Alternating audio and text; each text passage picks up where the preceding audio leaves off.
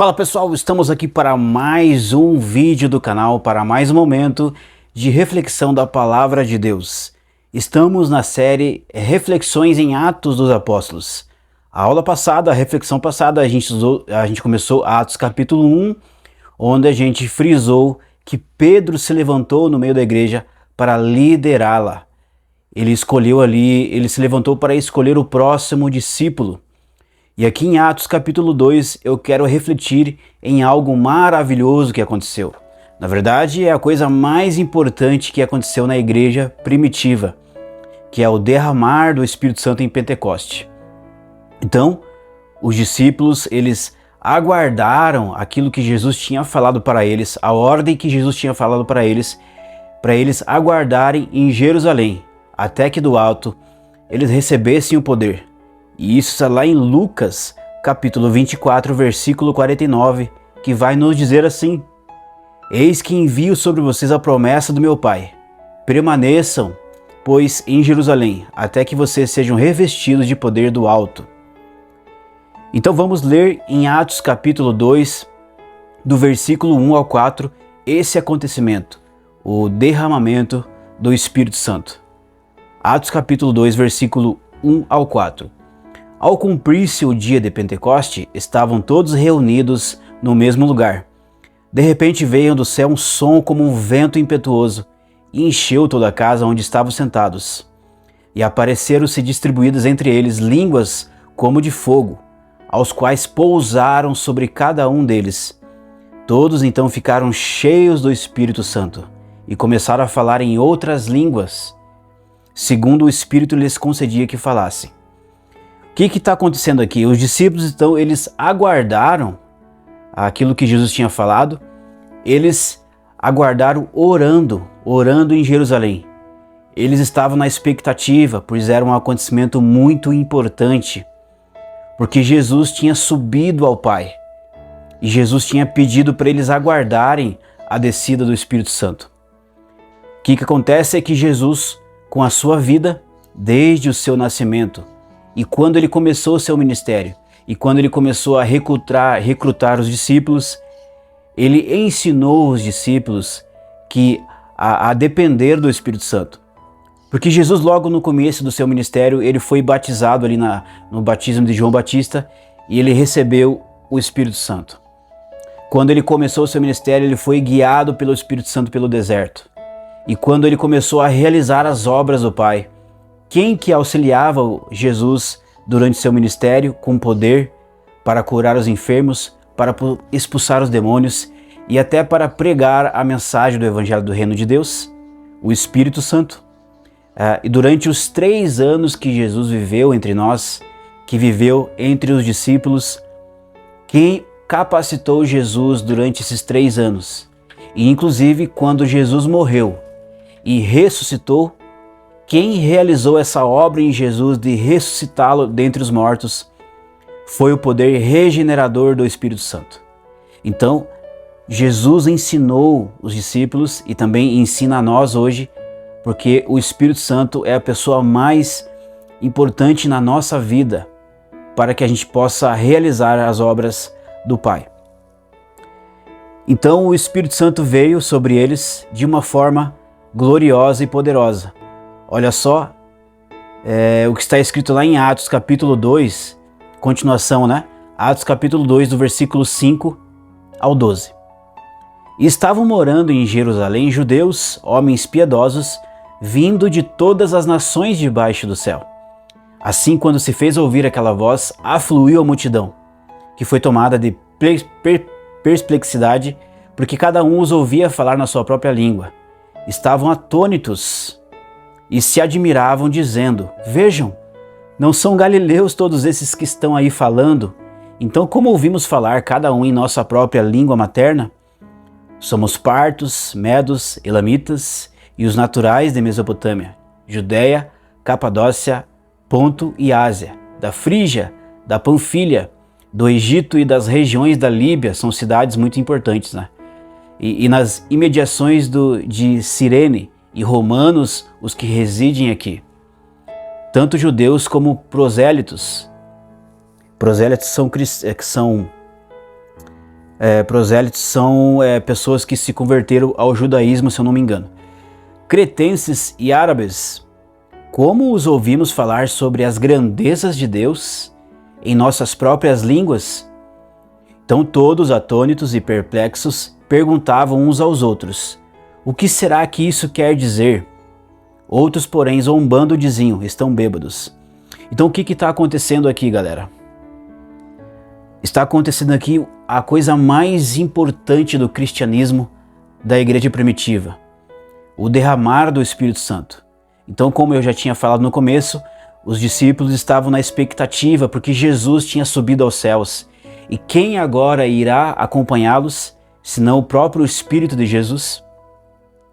E o que está acontecendo aqui, nesses versículos que a gente leu, é o seguinte: no contexto judaico, no Antigo Testamento, quem eram as pessoas que tinham esse privilégio de ser capacitados pelo Espírito Santo? Eram apenas profetas, sacerdotes e os líderes do Antigo Testamento. Então, o que está acontecendo aqui? O Espírito Santo está sendo derramado sobre pessoas fracas, sobre pessoas que não tinham renome importante, porque a gente pode ver aqui nos versículos, não são galileus todos esses que estão falando em nossa própria língua? Ou seja, todas as cidades que eles falaram ali, naturais de Mesopotâmia, Judéia, Capadócia, Ponto e Ásia, são cidades muito importantes, são cidades muito relevantes não apenas para a religiosidade, mas também a questão social, né? A questão econômica. Então são cidades de muita relevância e eles estão vendo pessoas lá da Galileia falar sobre as grandezas de Deus. Quem são esses da Galileia que podem falar das grandezas de Deus? Então aqui é algo novo que está acontecendo. O Espírito Santo está sendo derramado sobre pessoas fracas na fé. Inclusive, no capítulo anterior a gente estudou sobre Pedro, né? E a gente viu o contexto da vida de Pedro. E não só de Pedro, mas todos os discípulos, eles eram homens de pequena fé, homens fracos, homens que não tinham relevância na sociedade. E esses homens agora, eles receberam o poder do Espírito Santo e todos ficaram admirados porque eles estavam ouvindo nas suas próprias línguas. Olha só o que está escrito lá em 1 Coríntios, capítulo 1, versículo 27. Pelo contrário, Deus escolheu as coisas loucas do mundo para envergonhar os sábios, e escolheu as coisas fracas do mundo para envergonhar as fortes. E Deus escolheu as coisas humildes do mundo e as desprezadas e aquelas que não são para reduzir a nada as que são, a fim de que ninguém se glorie na presença de Deus. Então, como a gente tinha falado, no capítulo 1, a gente viu Pedro se levantar. E agora, Pedro, cheio do Espírito Santo, ele faz a sua primeira pregação. Pedro, que rejeitou Jesus, que fugiu ali quando Jesus foi preso, que enfraqueceu sua fé quando Jesus morreu na cruz, negou Jesus 3 vezes. Agora, Pedro, nessa nova etapa da igreja, cheios do Espírito Santo, capacitados pelo Espírito Santo, na sua primeira pregação, se converte mais de 3.000 almas ao Senhor Jesus. Você pode ler isso lá em Atos capítulo 2, do 14 ao 16. E agora aqui no início da igreja, em Atos dos Apóstolos, capítulo 1, capítulo 2, capítulo 3, capítulo 4, nos mostra como vai ser o restante da igreja. Nos mostra como vai ser o restante do livro de Atos dos Apóstolos. A igreja cheia do Espírito Santo, a igreja realizando sinais e maravilhas, a igreja vencendo as tribulações, as tentações, as perseguições, suportando aquilo que seria impossível aos olhos humanos. Porque o que seria da igreja, o que seria de nós, o que seria dos discípulos se eles não tivessem esperado a descida do Espírito Santo? Com certeza, o ministério dos discípulos, o ministério da igreja, teria sido um fracasso, porque quem que dá a capacidade para que a igreja pudesse pregar o evangelho, senão o Espírito Santo?